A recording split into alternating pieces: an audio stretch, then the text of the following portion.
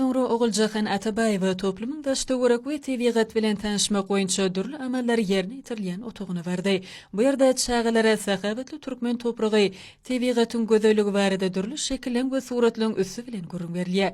Munyň özi ösüp gelýän ýaş nesillerde mehriban watanymyza, gözel tebigatymyza bolan söýgü töretmekde aýratyn ähmiýetli ugur hasaplanylýar. Çağalar görkezilýän suratlar boýunça öz pikirlerini beýan etmek enliklerini ösürýärler. Ahal welaýatynyň saglyk dikeldiş okuw we terbiýetçilik toplumynyň meşreýetleri salynda Gurbanuly Berdimuhammedow adynaqy howanarlyga mätäç çağlary himayet bermek boýunça haýr sahabat gandasynyň terişlerini hasabyna operasiýa geçirilen we toplumda değişip bejerge alýan çağlar belerekde gahrman arkadamyzyň döredin ajaýyp aýdymyny ýerine ýetirdiler.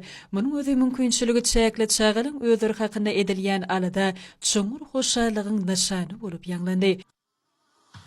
يا لفني كل طالع فيني خيرات يا الورثة دنيا ما بعتم غيرات يا لفني كل طالع فيني خيرات يا الورثة دنيا ما بعتم غيرات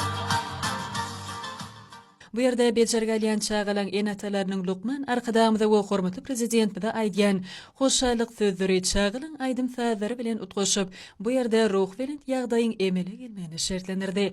Gaznanyň vice prezidenti çağalaryň saglygyny dekeldip tez wagtda jemgyýetimize goşulmagyny arzuw edip bu ýerden ahal vilayet köpügürlük hassahanasyna tarap ugrady.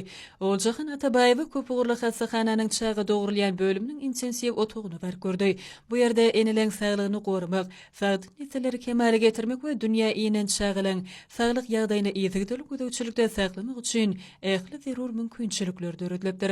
Bu bolsa neseleriň sagdyn bolmagynda olaryň sadaşykly ösüşine ähmiýetli hasaplanylýar. Sonra Gaznanyň vice prezidenti ahal welaýatynyň eneniň we çağanyň saglyk goruş merkezine bardy. Gurbanuly Berdimuhammedow adynaqy gowatnarlygy mätäç çağalara himayet bermek boýunça haýr sahabat gandasynyň bejer eşer boýunça vice prezidenti Oğulcahan Atabayewa merkezin çağı dogurulýan bölüminiň işi bilen tanışdy. Belenşe bu ýerde eneniň we çağanyň saglygyny gorumak babatda ähli zerur tagallalar edilýär. Şunu merkezin bu bölüminiň enjamlaşdyrylyşy, lukmanlaryň hüner derejesiniň kämilleşdirilmegi we bejerişiň täze usullarynyň ornaşdyrylmagy bilen baglanşykly meselelere möhüm ähmiýet berilýär. Gaznanyň vice prezidenti häzirki döwürde sagdyn nesliniň kemale gelmeginde eneniň sagdyn bolmagynyň wajypdygyny belläp, bu gurda anyp barýan ýeşiriň belirlenýän talaplara dolayk gelmeligini aýtdy. Şuna saglyk goraşyň häzirki zaman usullarynyň we dünýäniň ösen tejribesiniň özleşdirmegi wajyp wezipe hökmüne kefiýetlenendir.